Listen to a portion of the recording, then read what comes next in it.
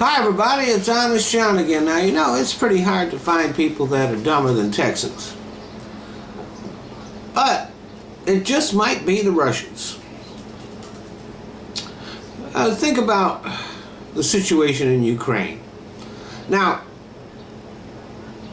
Russia is always going to have a lot of influence in that country. There are a lot of people living there who like Russia, who feel more loyal to Russia than they do to Ukraine, as a matter of fact.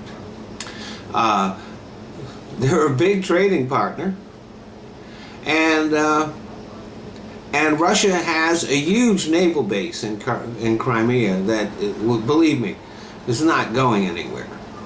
So when the unrest developed in Russia, in Crimea, I mean in Ukraine, over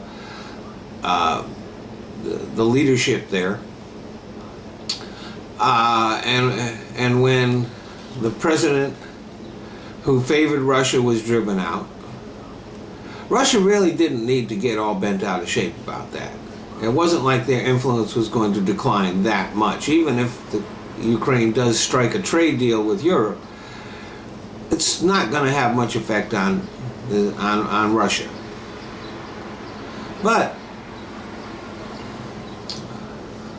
Putin blundered in there, and he took over Crimea. Well, Crimea is Ukraine's economic basket case, and Russia owns it now. And they're not an asset to the Russian economy, they're a drain on it.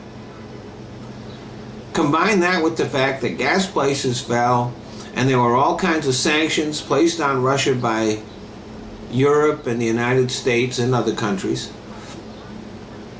And the Russian economy is not capable of really improving things in Crimea. As a matter of fact,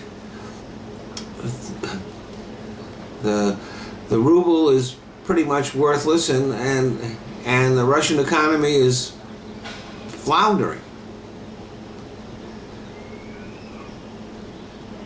And yet the majority of Russians still think that that invasion was a good idea. Even though a lot of the richest Russians are not so sold on it, because when you're really rich,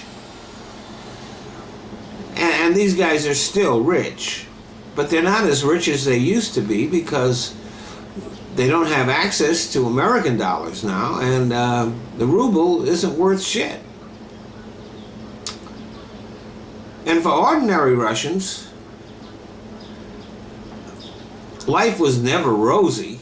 It's never been rosy in Russia, but now it's even bleaker than it used to be. And yet, they still support Putin's actions. And they never ask themselves, well, how does owning Crimea affect my life? Thanks for listening.